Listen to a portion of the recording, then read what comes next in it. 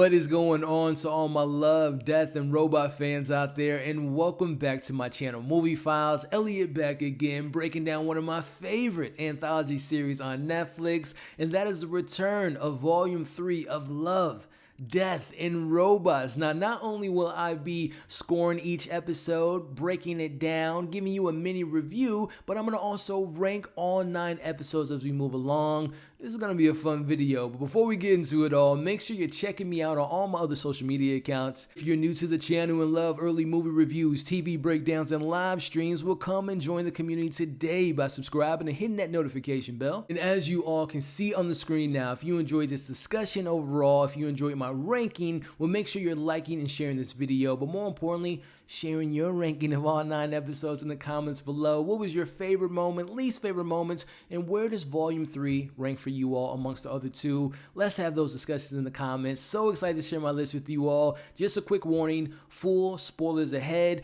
Coming in at number 9 is The Very Pulse of the Machine. Now, even though this is number 9, I still had a fun time on this mission, which, speaking of, we go on this mission with our main character, Marsha, who, by the way, is voiced by the great Mackenzie Davis. She must survive on this moon with only 12 hours of oxygen left. Now, she does sustain some injuries when she crash lands, which forces her to take morphine, and this is where things get weird and hallucinations begin, and the moon begins to communicate with her. Now, Marsha learns that the moon is not actually a moon, it's an actual machine. Or is it the drug speaking to her? Now, as things are winding down, she is on the doorsteps of death, and her friend is walking her to her final moments before she dies.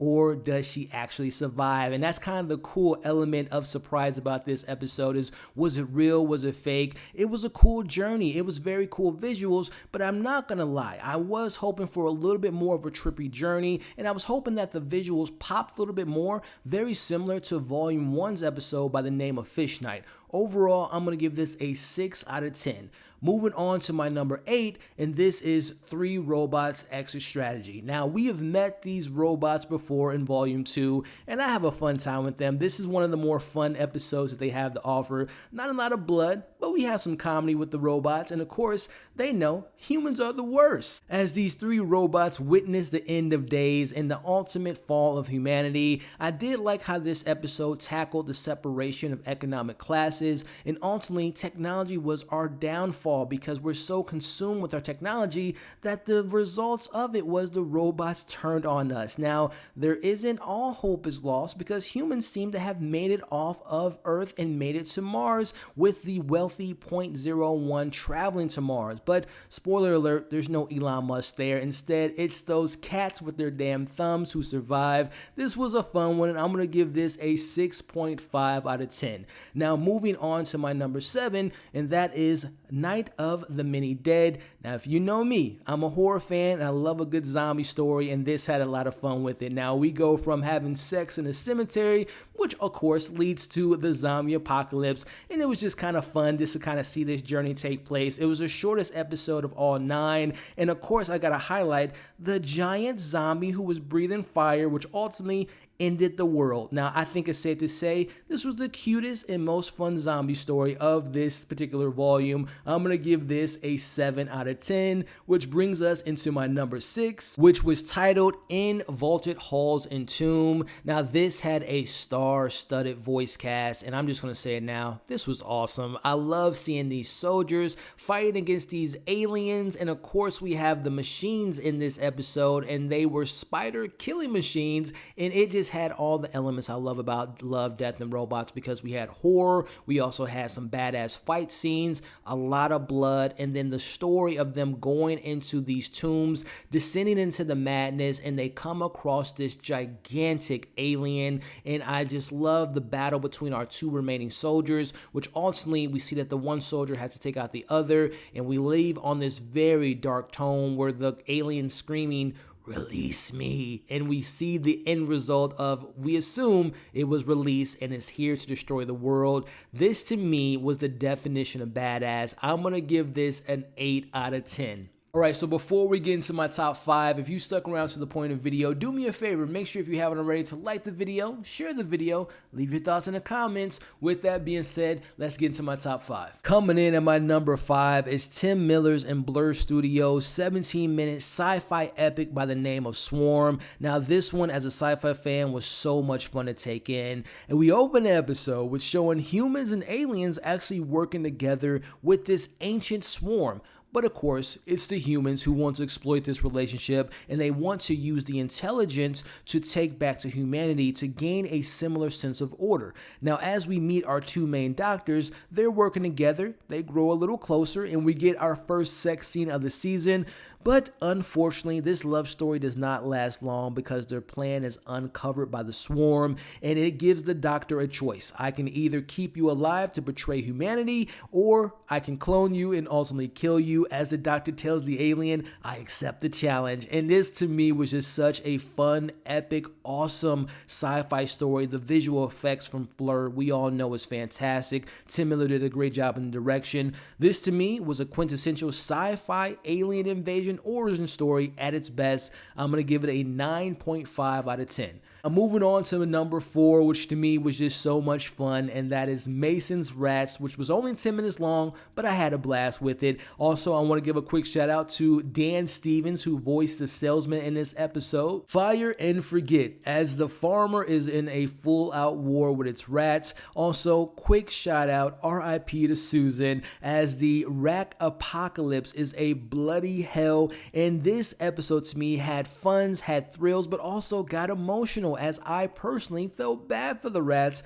especially when the TT-15 got involved in World War IV with the rats and the machine all breaks out. And we actually get our first happy ending of this new season as the farmer joins forces with the rats and they kill the robot together. This episode to me was an episode filled with friendship, but also a lot of blood and a lot of death. And I'm going to give it a 9.5 out of 10, which brings us into my top 3, and coming in at number 3 is Kill Team Kill, 13 minutes long of pure action-packed fun. We have this cybernetic bear, or as they called it, the honey badger, which takes out most of these teams, and we have the project here, which went by the name of Barghest, or a haywire grizzly bear built like a tank with fur.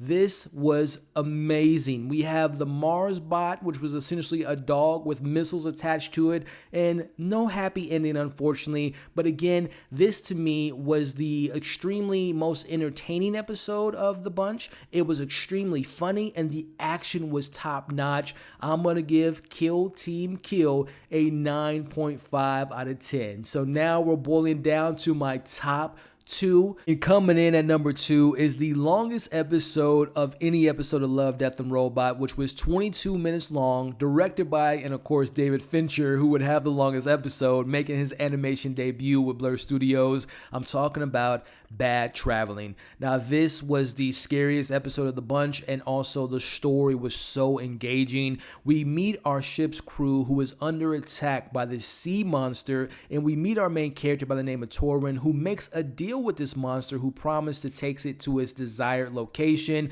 And we see that Torrin ultimately becomes the captain of the ship once he gains control of the gun. And as we watch them get picked off one by one, they come to a vote, which we see Torrin ultimately, he thinks he cast out the cowards, only for them to betray him. We ultimately see the sea creature has babies, and they grow hungrier as they grow closer to their destination. And we see that the crew tries to take out their new captain, but it fails as Torrin ultimately takes them out one by one, leaving him the last man standing. But Torrin, he has one more trick up his sleeve as he ultimately betrays the monster and kills it and burns it alive. This one was the bloodiest, one of the bloodiest, because number 1 is ultimately the bloodiest episode, but it was ultimately bloody. It was violent. I love the story, and this is essentially a story about assuring your survival, but ultimately Torrin, he was the monster of this story, and I just enjoyed the hell out of what David Fincher did with this.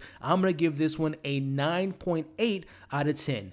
which leaves us down to my number one. And as you all would imagine, because I haven't mentioned it yet, oh yeah, we're talking about Jororo, which was 17 minutes of just beautifulness. Now, this is brought to us by the same director who did The Witness back in Volume 1 and working with Pinkman.tv.